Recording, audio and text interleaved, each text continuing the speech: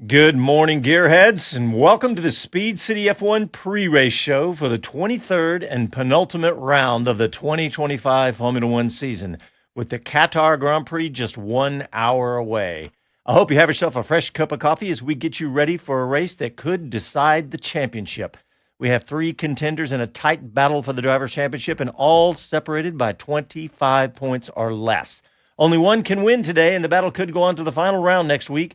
And we'll go over all the permutations for you today. This is Jon Massengale.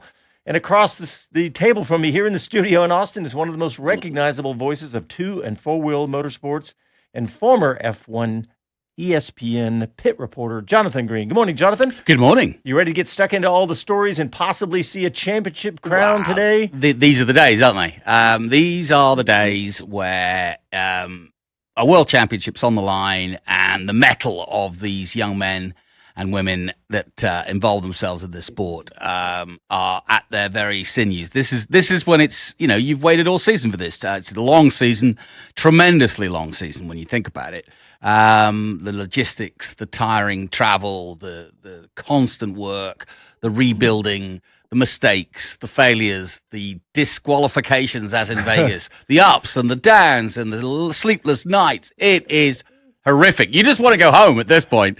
But there's a championship to be won, and it could be won on the very first corner, as so many championships have been won. I look back at 91, Prost versus Senna this morning, because I was trying to sort of say, is this the closest finale I've ever seen? And I think it is. And I just wanted to jog my memory as to just what qualifying was like after the 91. And funnily enough, Gerhard Berger was pole for that race, to teammate to Senna that day. And Prost was 4th on the grid. But they still managed to find each other at the first corner. If we go to next week, could be even closer. So, yeah. Also, and the man who needs no introduction to American Formula One fans, America's legendary voice of motorsport, Bob Varsha. Bob, how are you? I am absolutely gobsmacked at the fact that you came up with the word penultimate to describe today's race. I've been paying attention to your vocabulary, Bob. Yeah. Brilliant. No, it's pretty exciting stuff, I have to say. I mean, the race could be a complete snooze, pretty much the way the sprint race was. But, desperate men do desperate things, so there is hope. All right. Well, now we're gonna get the man who's on the ground in Qatar, Chris Medland, and we'll get his opinion. Good morning, good afternoon to you, Mr. Medland. Good evening. Good evening. That's good right. Evening, yes. Yeah. Better be getting dark. It's pitch black. I am stood under the bright lights of the hospitality units that they have here, which is like being in an enormous shopping mall, I must admit. Outside, I'm not in, sadly, but it's very impressively done. They have these huge, big LED screens above each hospitality unit that advertise which team it is, with a picture of each driver either side. It's spectacular, actually, but not the busiest paddock that we get of the season. And there is something that I feel this place lacks, actually, when it comes to a title showdown. That you just kind of don't have quite the same energy. But a few people have been saying that today. They're going, it just doesn't feel like a day where someone's going to win a title. So make of that what you will. But it's starting to cool down after the sun has set. So it's similar conditions to yesterday. The big question I've got, actually, is how windy it'll be out on track, because in the paddock we're very sheltered, but it was very windy out on the grid ahead of the sprint yesterday. And that is one of the things that makes it so tricky. Yeah, I can imagine. I've been there myself, and I do know exactly what you're talking, because the wind comes in off the sea, and between the track, which is about half a mile to the sea, is a lot of sand and dirt. Hey, Chris, I just want to put our audience into perspective. The last time I saw you, the very last time I saw you, I had a Netflix audio mic over my head as I said, could this really happen? And you were outside McLaren Hospitality, and I said, well, what would be the penalty? And you said, well, could be disqualification. And that was the last words you said to me. A lot has happened since. It has, but it came true, didn't it? Yeah, it did. It's black and white in the regulations. If your car is not in conformity with the technical regulations, you are excluded from a race. That's it. There's no gradient there of punishment. It's something that actually McLaren have talked about, saying that the stewards apparently I've not spoken to the FIA about this, but the stewards and the FIA apparently agreed with them that there should be a degree of leniency in certain cases. There should be a way of penalising someone without disqualifying them, where something is A, very minor, B, maybe not a performance benefit, and C, completely unintentional. That said, I would still argue that skid wear, for example, shows the car was running too low, even if it was through porpoising. Now, porpoising can be triggered at different ride heights, but you're picking the ride height and you're designing a car to try and get it in its best operating window. If you then run it in that window and things go wrong, I think that's on the team. They're looking for performance when they do that. They're trying to run it in a operating window that is the best performance. So, and Red Bull had porpoising too. Absolutely, and they've had it this weekend. And so far, no dramas over ride heights and skid blocks, but we'll see come the end of this race. I will admit, I am very much hoping we're not running around chasing a potential disqualification of stewards inquiry after this one as well, in the middle of this triple header. And I'd like people to be tuning out at the end of our show today, knowing what the result was, and hopefully, from my point of view at least, and sorry to anyone who I'm going to upset with this opinion, but hopefully going to a title decider with all three still in the mix. Yeah, I'm with you. Yeah, that would be cool. I'm with you just because of the drama of it. But hey, speaking of that, Chris, turn one, Jonathan talked about how this might not necessarily be the most exciting race. We'll have to see how this, and we'll talk about why later in the show. Okay. But Chris, do you think turn one could make or break a title decider today? Absolutely. Just to plug one of my other clients, I wrote a column for Racer last night. It was kind of an opinion piece that involved a load of quotes with the drivers themselves that are involved. But it was turn one, I said, could be the thing that either gives us a title decider or gives us a world champion. And we're 57 laps away from crowning it, but I think we're probably half a lap from knowing how likely crowning Lando Norris is today, because track position is so crucial. The strategy situation does mean there's maybe a little bit more jeopardy around a couple of extra pit stops, whether that's a slow stop that could be costly, or if there's a big pace difference between two cars that are fighting closely, an undercut or an overcut. But beyond that, I think 80% of the job could well be done at turn one.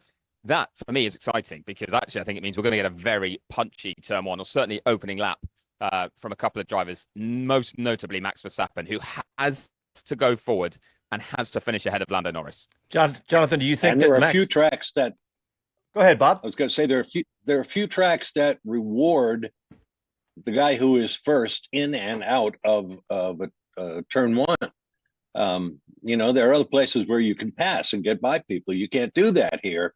So, that simply throws coal on the fire, as it were, and gets guys like Verstappen, demure though he may be. That's the first time that word has ever been used to describe Verstappen. He'll go into turn one. What does demure mean? Jonathan, do you think if Max has a 50, it's very childish. Really Thank you. Exactly. Very annoying. I agree. You think that if Max has a 50.0001% chance of going for a gap, he will go for it? I think is in his. He was born with a damn cattle thing on the front of his nose. Yeah, he'll throw it in there. Go on, I don't think it's 50.0001. I think it's 0.0001. Yeah. Hey, Chris, any sniff, and he needs to today. That's how he's got to go about his racing. He always does anyway, but today more than any day, because if he doesn't finish ahead of Norris, he's out of the title fight. And we've seen how Red Bull go about it. We've seen how Max has gone about it in the second half of this season. They have got nothing to lose, so they will go all in. Hey, Chris, that's one of the reasons I miss the old warm-ups that we used to do on Sunday. Everybody get out there and do half an hour, I think it was, and you learned a little bit about what everybody's overnight changes to the car, what the effect of those was. But that's I think it's good that we don't have that anymore. I think because it gives a bit of uncertainty, B, because we have Parc Ferme, there's not really anything you can do, or much you can do. But C, it's meant that, for example, the Formula 2 race has happened at a better time for people that are here at the track. And it would be very different conditions anyway now. Admittedly, this is one of the reasons you can't do it quite so often.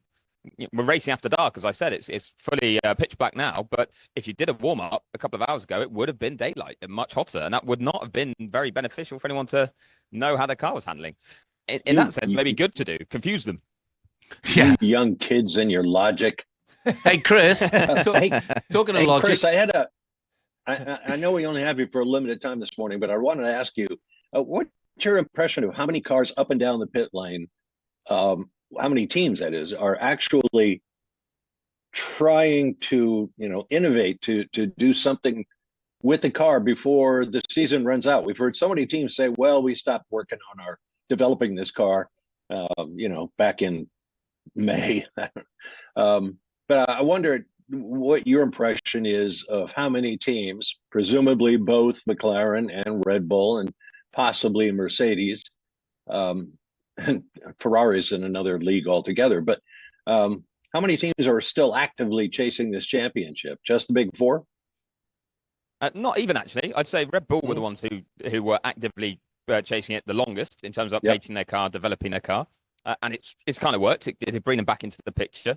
I think McLaren knew that they were in a good spot, and if they could keep it clean at certain races, this being one that really suits their car, that they didn't need to keep adding actual performance in terms of new parts. They just needed to add it in terms of setup and exploiting that performance. And by having a stable car, you're more likely to find that more often than not, rather than updating it and changing it too much. I'd say the other one that stands out, aside from Red Bull, is actually Haas. Haas went with quite a late upgrade, like a big upgrade in Austin. And I don't think it was much later development than most other teams. It just takes them a bit longer then to bring those parts to the car. But they did that knowing how close it was in the constructors' fight, that they could maybe gain a couple of positions, and that was going to be worth, $20 million if they could go up 2 or 3. So they felt, why not? Why keep always looking to the future as such and sacrifice the now when there's an opportunity right now? So I think I'd say Red Bull and Haas were the two that went for it most as Max walks past me now, actually heading to his car. So that's a car that's been developed longest, I'd say, is that Red Bull. And that's one of the reasons why that we still have a title fight right now. Chris, did Max have on his game face that intense stare yet that I see that when Max is about to go for it hard? Do you know what? I'm going to say no. As in, he looked calm, he looked relaxed, he looked normal. He flashed, looked to me because I said his name as he walked by, but not in a confused way, just kind of like looking around. He's taking everything in. He's aware. Someone else was trying to talk to him with a phone in his face, and he was politely allowing them to do it. I don't know if he responded, but he didn't shoo them away. He looked quite calm and relaxed at that point. It'll be interesting to see what he's like after he gets out of the car, when he's in the pit lane. I know from today, because when I do jump off here, I've got to go and do the pit lane interviews for F1 TV, and we've already been told, do not approach Lando Norris. McLaren, apparently this hasn't come from Lando's camp, it's come from McLaren as a team, do not want him being approached and having to talk to people. They want him in the zone, focused, because he can win the championship today, and they want to minimize the distractions. I said, well, why not the same treatment for Oscar? Because Oscar I'm allowed to approach. And they said, well, he can't win the title today. So, he's kind of got, in a sense, nothing to lose, everything to gain, whatever he's most comfortable with. But with Lando, they feel like they're saving him from himself a little bit. That's huge. I was going to say, read into that what you will. Yeah. There's been no such, Max has already got interviews lined up left, right, and centre. I don't know if I'll get time with him, actually, but he's more than happy to do that too. To me, what I'm seeing there is 3 drivers in title contention, 2 of them doing the same old that they always do as their routine, and one, whether it was his choice or not, or it was McLaren's, doing something different. Yeah. Now, admittedly, that is the one who could win a title, but it's just... I'm wondering if it's almost being overthought, over-worried. Lando's talked about just doing the same as usual, just focusing on the start, just driving his own race. But if you start amending the way he goes about his work or his prep, then surely that automatically will slightly change his outlook, his demeanor. He's going to have more thinking time, for starters. Is that a good thing or not? I don't know. Sometimes drivers are better off racing on instinct. I was listening to Checkered Flag, and Jenny Gow was interviewing him yesterday, and she did what a very good journalist should do, which is to get into his head. She said, well, what will you do now between tonight, because he was ruing about not having the pole because he knew that he had a car for the pole and he made a mistake and blah, blah, blah. And he goes, oh, I'm going to have some spaghetti. I'm going to play this game. And he goes, bottom line is I'm going to try to avoid people like you. And she went, oh, well, that's not very nice. And he said, no, he said, you're good. He said, but I just want to avoid all the boys and girls to keep, to keep my sanity, as it were.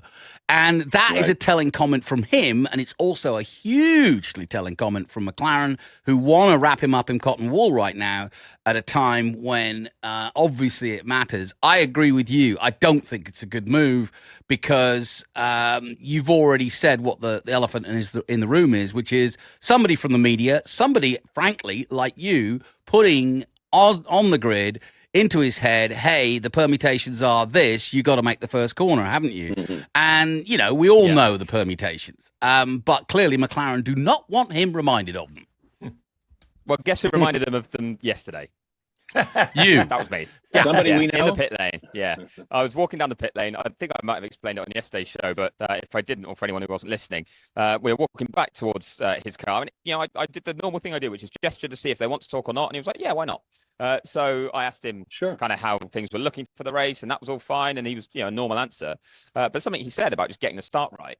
And I said, well, also, all you need is top 7 today. And then it's in your hands tomorrow and you win the race, you're world champion. So is it a case of just learning from today and making sure that you bank a few points and it's a serene afternoon? And he paused for so long thinking about his answer. Wow. That I nearly had to interject because he clearly, it was like his mind went, is that the case? Yes, it is. How do I answer this? Do I think about that? Yeah. No, I don't want to. Get it out of your head. Yeah. And he went through all this over a few seconds before he went, computing it and then going, no, I'm not thinking about any of that. I don't need to think any about that. First corner. Turn 1, getting a good start. That's all I can think about, all I can focus on, which is, I think, is the right outlook. But also, you are going to get those questions because naturally, that's where we're at the season. He can become world champion. And some drivers will be fine talking about that. Some won't. I think I maybe agree with you actually here, Johnny, that Lando isn't or doesn't want to be thinking or talking about it pre-race. So that's why he's going to be staying dark and trying to get into his own bubble to get a good launch. Well, Chris, one more thing. To be the Debbie Downer here, let's just say everybody gets through the first corner in orderly fashion because of what's on the line, right? But then we have a processional kind of race, which we had yesterday. The 25-lap rule actually hinders McLaren, would you agree? Because they are known for, protecting their tyres and managing their tyres and giving longevity to those tyres, perhaps going on a longer stint. That's not available now because it's now hell-bent for leather because you've only got 25 laps to hand those tyres. Slightly, but if we look at the sprint, for example, lower fuel load, everyone on medium tyres, and you still did get that variation. Oscar Piastri's final laps were very quick in that race, and Max said in the press conference after qualifying third that those lap times he'd need to cut a corner somewhere to do them. So he did say there's still a McLaren advantage there. Maybe his car's improved a bit to reduce that, but you will still see variation, just maybe not to the same extent. And it might just depend on the type of tyre people go for. I think we'll see a lot of running on the medium. Mario Isola will explain this better than me, actually, in a sec. But I think it will fluctuate a bit depending on the tyre that people are on. But yes, the pit windows are kind of more defined, which does limit the ability for, say, McLaren to really exploit that to the full, but still get some benefit from it. There you go. All right, guys, we got to take a break. Chris, you got to go do F1 TV. Thanks, buddy. And we'll talk to you after the race. But everyone else, we'll talk to you after the break, and we'll bring you more to get you ready for the Qatar Grand Prix right after this.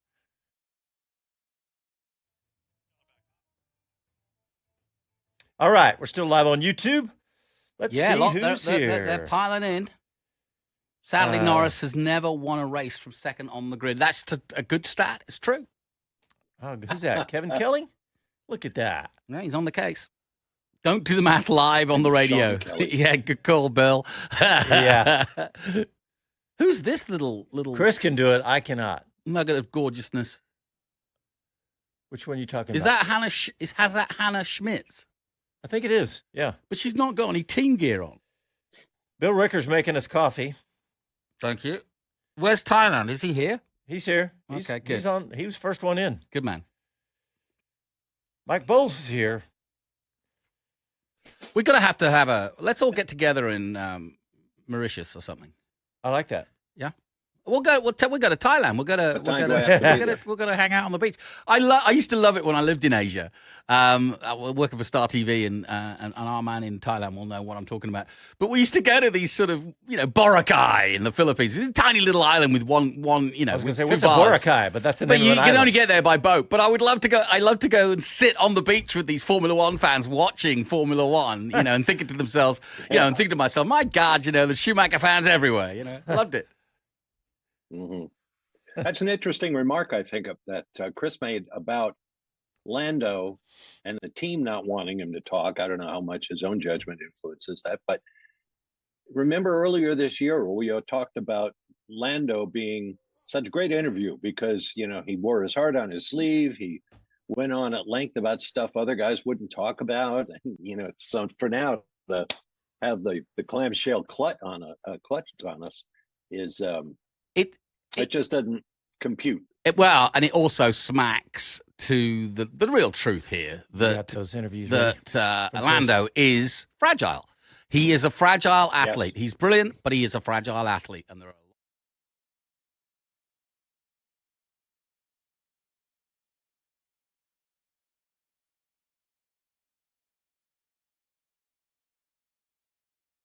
Hi, this is Karan Chandok, and you're listening to Speed City.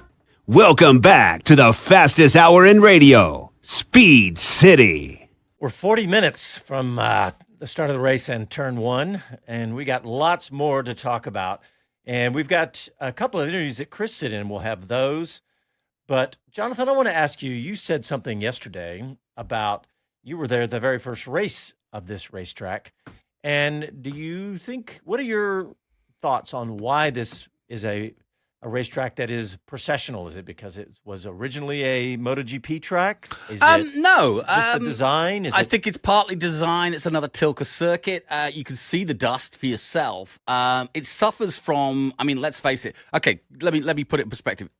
We went there for World Superbikes back in the early 2000s, so did MotoGP.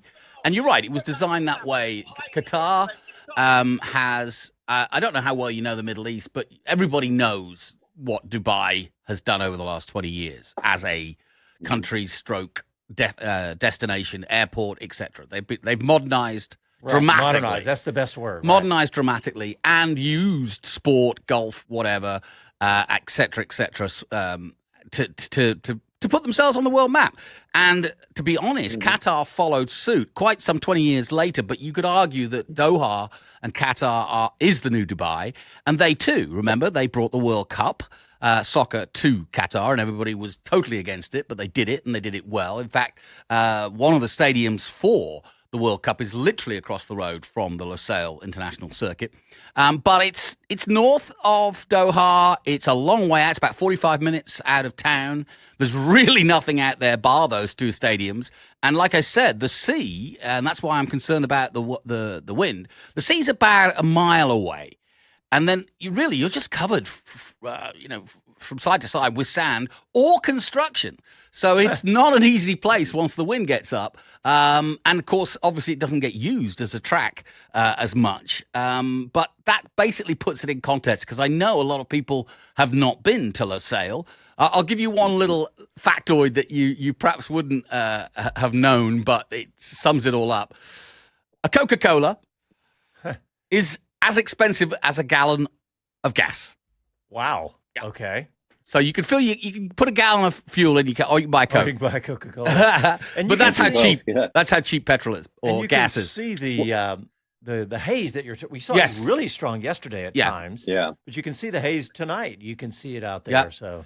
And dust. Hey, Jonathan, what did the riders think of the track when they raced it for the first time? Well, they like it. Do you recall? They like They it do. because it's got a lot of. It's very fast speed. The main straight, the one DRS zone we have for Formula One, is massive for bikes. It's it's almost a mile long. So you get a lot of overtakes and almost double overtakes. It's a bit like Mugello in that respect. You've got a long haul from the last corner. And everything else is very tight, but it's easier to pass than bikes. It's harder to pass here. I would argue that this is more of a bike circuit than it is a car circuit. That said, they've had the World Touring cars here. They've had multiple different different uses of it, from from World Endurance and Endurance Racing. It's a good fast track, but it's not an easy track to overtake or follow in a car. Was I correct? Was it originally designed for bikes, or was it not really? It was originally a track. That was the World Superbikes and MotoGP, i.e. the company that runs both, were the first to engage with the brand new Qatar circuit, and we were like I said, we as World Superbikes were the first there. And my abiding memory is best commentary booth I've ever had. It was really good. All padded and beautifully done, and state of the art. They took all the best from what they'd learned. They had money wasn't an option, although ironically only cost 58 million, which says a lot to build. But they did a good job, and things were just starting out in Qatar. There was really no Middle Eastern racing per se. The single-seater stuff hadn't really got off the ground yet, but Qatar is now kind of a triumvirate of Qatar, Saudi Arabia, and Abu Dhabi as a sort of triumvirate Middle East group of tracks, which now have a Middle Eastern FR series and F4. So it's growing. It's growing quickly. Yeah. And Bob, you've never been there, have you? I have not. Yeah. Well, it hasn't been there that long. Yeah, that's true.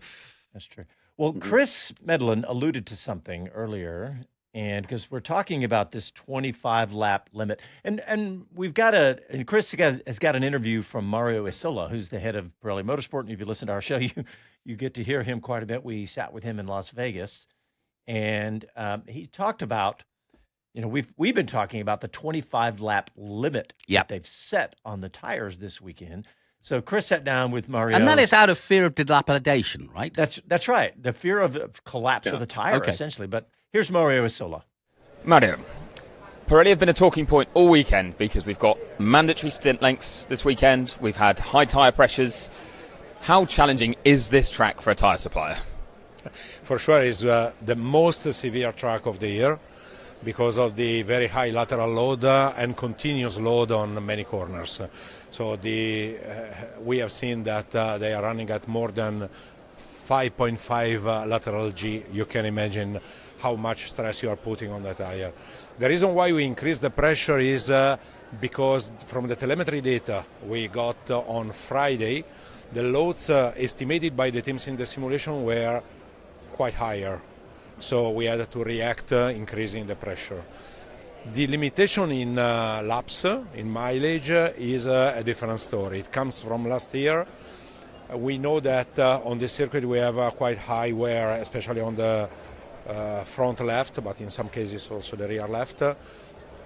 With 25 laps, the medium is worn, is almost completely worn. Last year, for different reasons, the mirror of Bottas in the middle of the straight and everyone waiting for a safety car, they ran more than 35 laps on the same set of tire, and the tires were completely worn. When the tire is completely worn and you are running over the belts, over the undertread, there is a high risk of puncture. On a high-speed circuit like this one, we don't want to take any risk.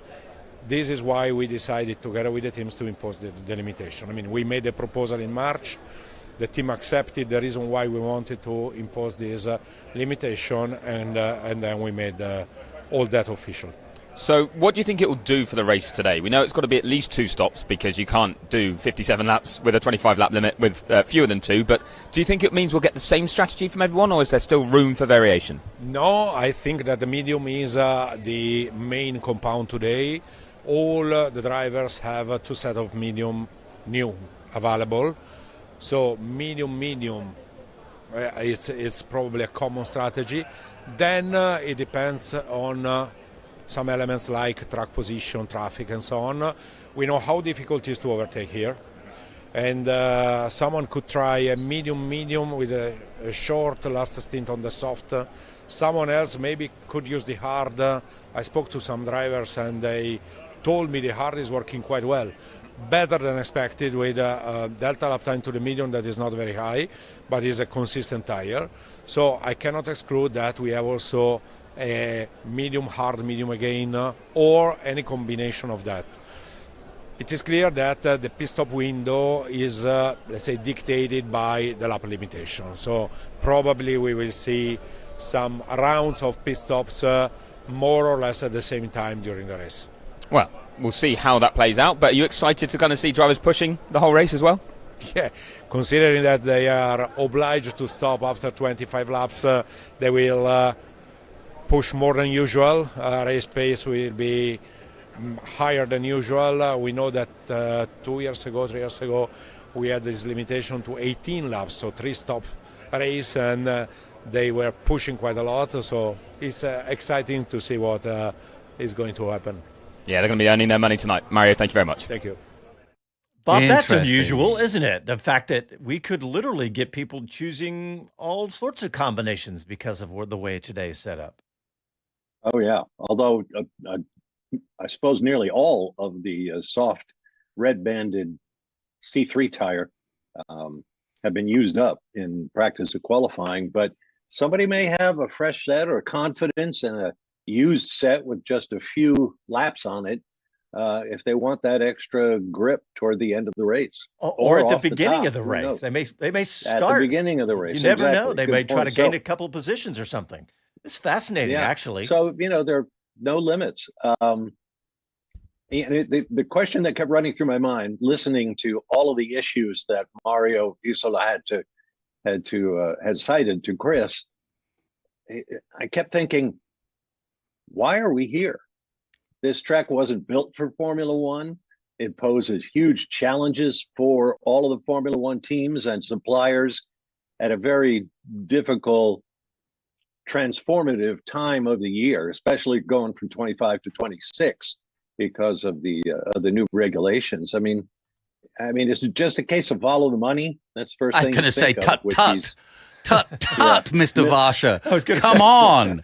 Let's be straightforward here. He who has the gold makes the rules. I think my dad told me that absolutely. At age 6. When you can't figure out why something, follow the money. Yeah. No, I mean, to be fair, and I'm being cynical, but that, I mentioned that it is the new Dubai.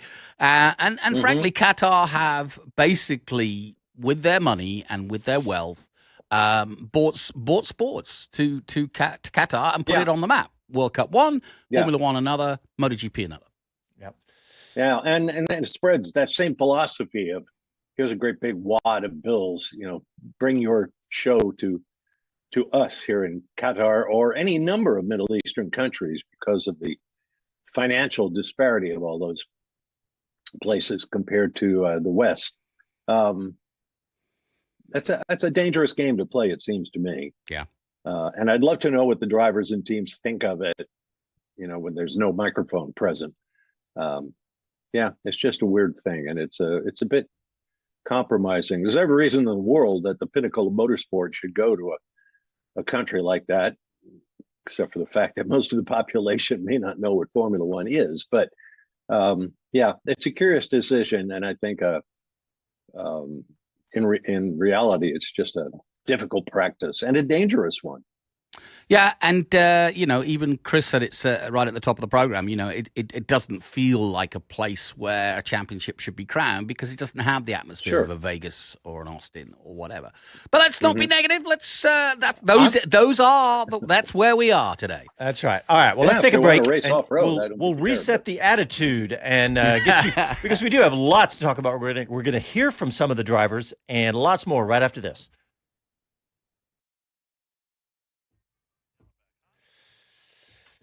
Bob, when you said pinnacle of motorsports, it reminded me of my tweet when I was sitting in the F1 Business Summit in Las Vegas, because that thing was the pinnacle of all business conferences. It was that there was no expense spared in the Wynn, in one of the big rooms at the Wynn Hotel. And it was, look, it's Kevin Hart. Kevin Hart made it to the grid. Well, so they got some celebrity after all. He looks tall in an F1 grid. No, he doesn't.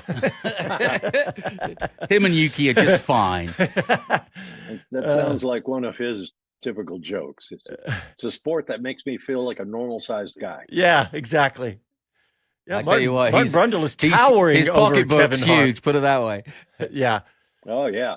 He came to one of our auctions at Barrett Jackson and spent, phenomenal amount of money for the car. He bought a nice Corvette for $350,000.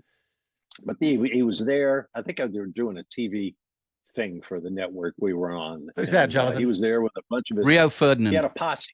A posse, yeah. Rio Ferdinand and Gerard. So both soccer players? Both soccer players for England. Now earning in the Middle East. Scandalous money. I know. They should hire television announcers. That would be nice, wouldn't it? Yeah. Scandalous. Steven Gerrard, he talks like this. All right. Yeah, no, I love this. I like this. The really expensive cars. I can't afford them. All right, let's see. How long we got, Casey? All right, 20 seconds back. 3 F1 tracks within 150 miles from each other, Joe from Oyster Bay. Just picking up on my comment on, how those, Saudi Arabia, Qatar, Doha, and Dubai. Stand by.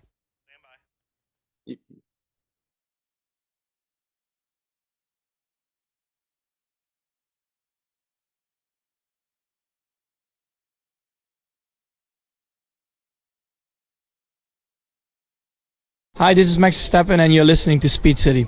Welcome back to the fastest hour in radio, Speed City. All right, welcome back. We are about half hour, actually about 24 minutes from the race, and I want to play some clips from some of the drivers from yesterday, right after qualifying. And play the Hamilton one. Yeah, you know what? I don't even think I have that one in the box. I can actually do it verbatim. Yeah. Okay. So we'll start with that one then. Okay. He basically was asked, it's not been an easy weekend. And what does he have to say to his fans? Because they'll all be tuning in around the world to support him tomorrow. And he paused and he stopped and he looked up and he's like, he was speechless. And finally he just said, "I'm sorry. That's all I can say." Yeah. Pretty sad. Yeah, and you can probably barely hear him because I noticed when he's in an interview I don't think it's a very, if the irony is, we've just talked about Norris getting mollycoddled, literally as we call it in England, which is, basically wrapped up in cotton wool. Hamilton's the same. Yeah. And now he's managed to overcome it by winning 7 times and using his sheer brilliance, which I think Lando will do. But he needs to get over this hurdle. He needs to get past Piastri to get the monkey off his back. Could he come out of this year, that we always say this, adversity makes you stronger. Could he come out, let's say Ferrari does have the best car next year. Could he come out of this and stronger? Oh, yeah. Stronger. And absolutely. Yeah. I mean, he turns his negativity into positivity. But as it's happening, as it's unfolding, as he's shouting at Bono over the years, and he's got no tires. We've always said he's a drama queen. But he wears, in a nice way. I'm a drama queen.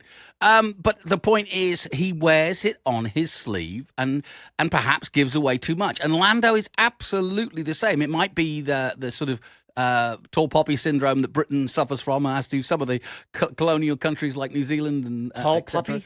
Yeah, it's basically like then you never. It's basically a syndrome where the tall poppies, if you get to the top, you get chopped off because you're too tall. It's an idea that you don't want to become. You don't want to stand out. Yeah, you don't want to stand out. It's a common way of choking at the last minute, if you will, which isn't necessarily known in an American psyche. Well, I'm going to shift gears and talk about Oscar Piastri. And we're going to hear from Oscar because he had a fantastic Friday and Saturday and is hoping for a win today to keep his championship hopes alive. Oscar, well done. Let's keep it going. You said after the sprint, keep it going. You have. Must be delighted with that one. Yeah, very happy, to be honest. I felt like we just had a really good session. Q1, Q2, Q3. The first lap of Q3, obviously, and had to find a bit more for that last lap, and we were able to. So very, very happy. The car was great once again, and felt like I got very, very close to getting everything out of it in the final lap. So when you can do that, it's always a nice feeling. What do you think's made the difference so far this weekend after the sort of tricky run? And then mindset going into tomorrow, of course, hot race ahead. I mean, I think it's a very different track to what we've had recently, and I think things have just naturally clicked a lot more here. You know, I think the last couple of weekends, the pace has been there, but maybe not as consistently through each lap and each session. And then there's just been stuff happening that's meant we couldn't show our potential, basically. So I think this weekend everything's gone smoothly. I think the pace has been strong on top of that, which has been nice. And I think for tomorrow, you know, just trying to get a good start and win the race. That's all I can do. Well done and good luck. Thank you. So, Bob Varsha, why do you think that Piastri has done so well this weekend? Is it that his driving style suits the track? What do you think it is? Well, you know, I listened to what Oscar says, and I think back to Lando's situation where, you know, Oscar was dominating everything. Lando was complaining about the car, yada, yada, yada. We know that McLaren improved their car pretty drastically.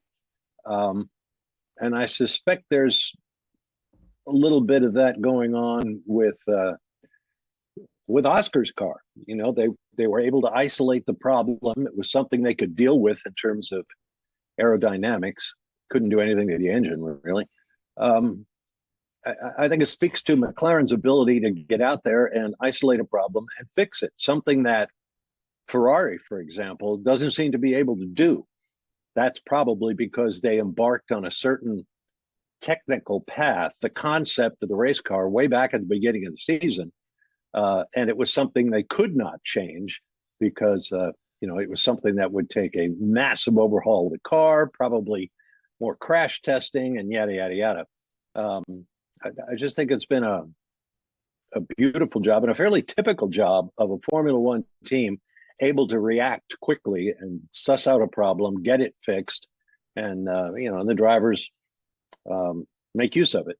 So I think as much as anything, I imagine Oscar Piastri is probably so relieved that he can throw away that, you know, 5-pound jar of aspirin he's been playing with since the summer break. Yep. Yeah, there's no question, different fella this weekend. And absolutely, you know, he needed to be. I think, you know, I've been talking about this morning about fragility with Lando, but it goes both ways. I think Piastri is still just a third year running. It's all new. He's never been in this position before. Lando has, chasing Verstappen, even though it was scant last year. It wasn't really a title fight as such. As much as this one is. And I think Piastri will, you know, has come, he was 104 points ahead at one point and, you know, looking good. So he's had to go through quite a lot of soul searching to get back to this point where, you know, since the summer break in Zandvoort, that he's back to where believing that he is the best and better than Lando. And he proved it yesterday, or by 300ths of a second. But these are the margins in this sport. That's how critical it is. Well, let's see what Lando Norris has to say about that. Hi, Lando. Fine margins out there again. Can you talk us through that session from your side? And we did see you sort of back out of that run in Q3 there. Yeah, I don't know what happened. I caught some unders here for some reason, and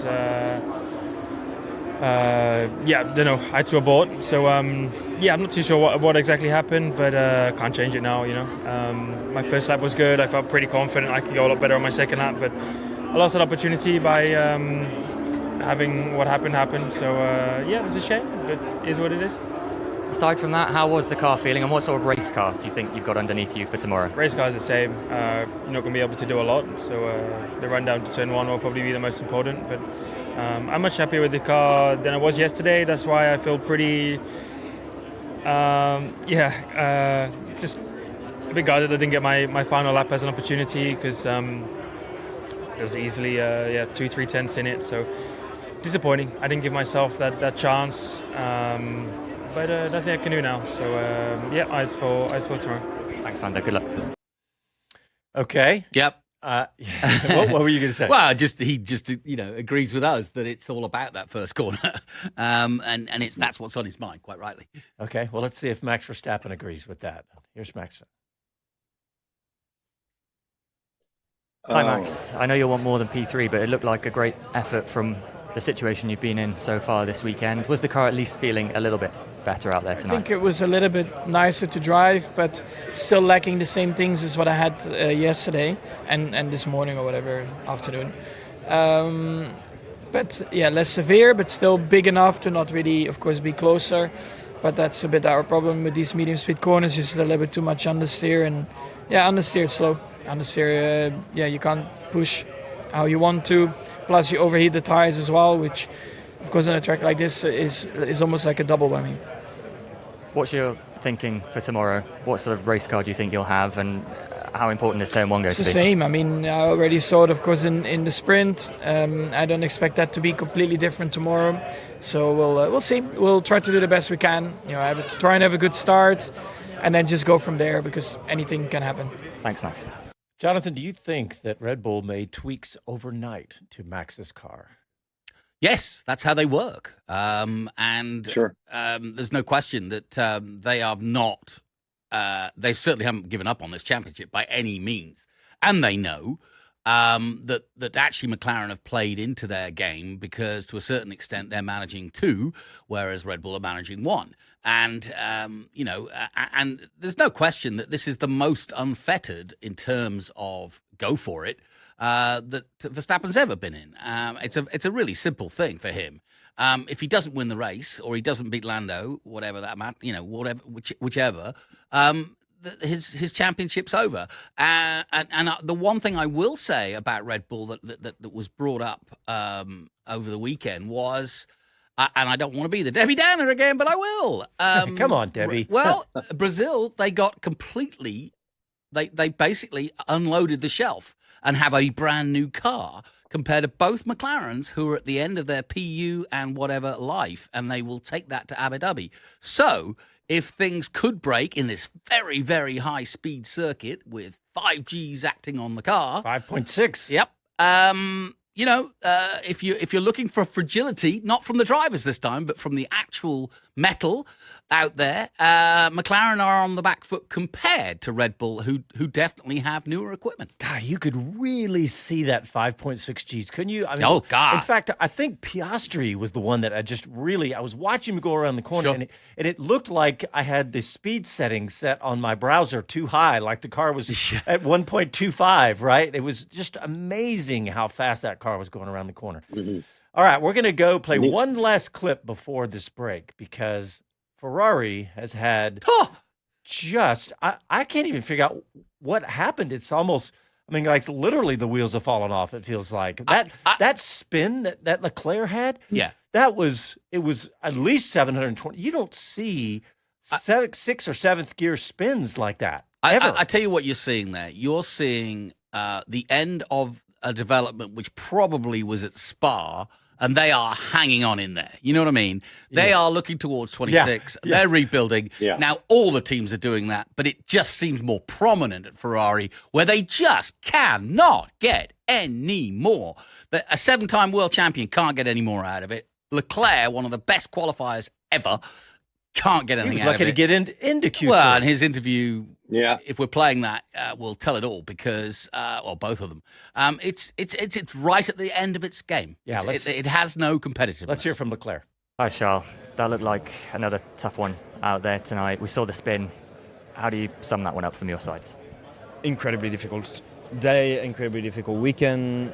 I don't really know what to say. It's been extremely difficult to drive this car, to keep it on track. I'm trying absolutely everything in order to extract anything I can from that car, but at the moment it's the only thing that is possible for now. So it's frustrating, but the best thing I can do is to reset for tomorrow and try to come back at the track motivated and trying to do something special. Am I optimistic for tomorrow? I am not, which is quite rare. Normally I'm a very optimistic person, but I have to say that this weekend there's zero performance in this car. You touched on it there. What is the mindset for tomorrow? It's been a tough weekend for Lewis as well. I can only imagine the frustration on your side, but how do you treat tomorrow's race? Again, by resetting and trying to do something special. That's what I've tried to do this morning. Didn't work out. I hope it will work better tomorrow, but nothing that I felt with this car made me think that I will have a better feeling tomorrow. So, yeah. I'll wait and try to maximize whatever is possible tomorrow with safety cars. Hopefully we can get a little bit lucky, and that's probably my only hope for tomorrow. Wow, can't really say much more than that. That's says it up. All right, well, let's take a quick break, and when we'll come back, we'll be less than 10 minutes from the start of the race.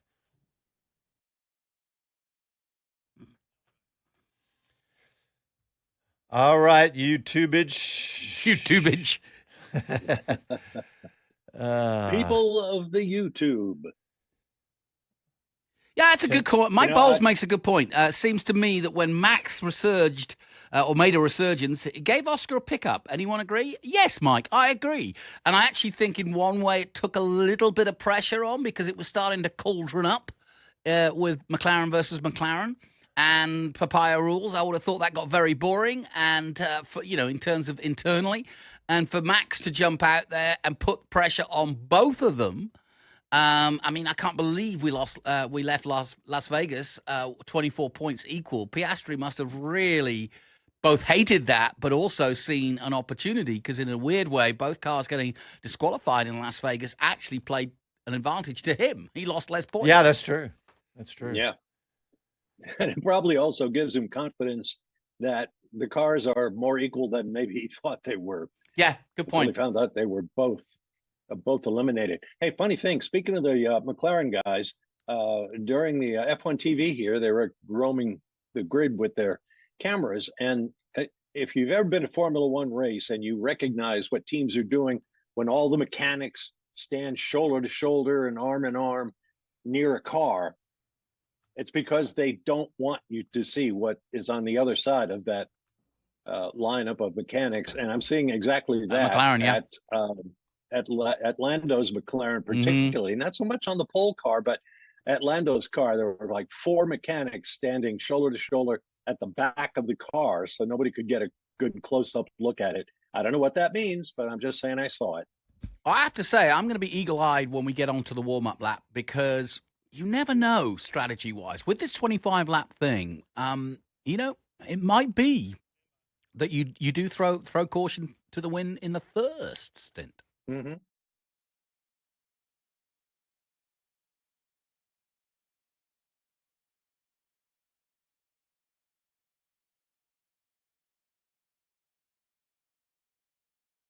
I'm George Russell, and you're listening to Speed City. Welcome back to the fastest hour in radio, Speed City. All right, we are going to go straight to the Bob Varsha grid to get you ready. Going to go down the entire grid and give you a little tidbit on each driver. Go, Bob. Well, I'm glad you said that, John, because I thought maybe since you asked me to shorten it up a little bit this week, that you might be prepared to pull a Chris Medland on me and interrupt. But okay, I'll just hold on to my rosary and off we go. Row 1, poleman Oscar Piastri for McLaren. With a return to his early season form, Piastri also won Saturday's sprint race from pole. This is his 6th GP pole of the season, but first in the last 8 races. P2, Lando Norris and the other McLaren. A 3rd place in the sprint cost him 2 points on Piastri. A victory will guarantee Norris his first world championship. P3, Max Verstappen of the Red Bull. Once again this week, Verstappen and his team turned a vicious machine in practice into a workable race car for today. But the 4-time champion must finish ahead of Norris to push the title chase to Abu Dhabi next weekend. P4, George Russell and the Mercedes, who edged out Norris for 2nd place in the sprint. He is safe in 4th place in the World Championship of Drivers, and he gives Mercedes a shot at moving up to 2nd among constructors. Row 3, P5, Kimi Antonelli and the other Mercedes, 5th in the sprint, but a 5-second time penalty for track infringements dropped him to 6th. Both Mercedes could be spoilers today. P6, Isaac Hadjar for Racing Bulls, fastest of the runners from the great midfield fight going on, and rumored teammate to Verstappen in the Red Bull lineup in 2026, but he failed to score in the sprint, then redeemed himself in GP qualifying. Row 4, P7, Carlos Sainz and the Williams picked up a single point in the sprint despite losing some body work. He then made it to Q3 despite rear wheel issues, enhancing his reputation as the unluckiest driver on the grid. P8, Fernando Alonso and the Aston Martin. The good news, 7th in the sprint, pushed his team ahead of Haas in the Constructors' Championship. Bad news, he used up all his new soft tires in GP qualifying and had to go with used rubber in Q3. Row 5, P9, Pierre Gasly for Alpine, whose seesaw season continues inside the top 10 in qualifying for the 10th time this season, to go with 9 outside the top 10, including 4 pit lane starts. P10, Charles Leclerc in the Ferrari. You heard him earlier in the show, starting his 150th GP for the Scuderia on yet another poor weekend. After a huge twice-around spin in Q3, he said, as you heard, there is zero performance in this car. Row 6, P11, Nico Hülkenberg in the Sauber. No doubt counting the days till Sauber morphs into the factory Audi team next season. P12, Liam Lawson for Racing Bulls. No doubt crossed fingers until he gets his new Ford-assisted Red Bull power plant in 2026. Row 7, P13, Oliver Behrman for Haas. Suffered heavy tire degradation in the sprint, worse than other people, and made even worse by the team's inability to put more front wing into the setup for balance and tire life. Row 8, P14, Alex Albon of the Williams started his 89th GP for the team today, trailing only Nigel Mansell and Ralf Schumacher in team history. He'll catch and pass both next year. P15, Yuki Tsunoda for Red Bull overcame a 5-second track limits penalty, but managed to hang on to 5th place in the sprint. Then his qualifying fell apart entirely, and he failed to advance out of Q1. Row 9, P16, Esteban Ocon for Haas, maybe the only team hoping for an even higher degradation in the race to help even out their performance deficit to Aston Martin, who passed them, as I said, in the Constructors' Championships in the sprint. P17, Lewis Hamilton for Ferrari, eliminated in Q1 for the second consecutive race, but no driver, not even Magic Max, has won as many Grand Prix in the Middle East as Hamilton's 12. Cold comfort for a guy with 105 career victories. P18, Lance Stroll for Aston Martin, well-off teammate Alonso up in 8th, but the Canadian started qualifying on a set of tires that had already done 9 laps, so he had to pit under the 25-lap mandatory limit for this race. Row 10, P19, Gabriel Bortoleto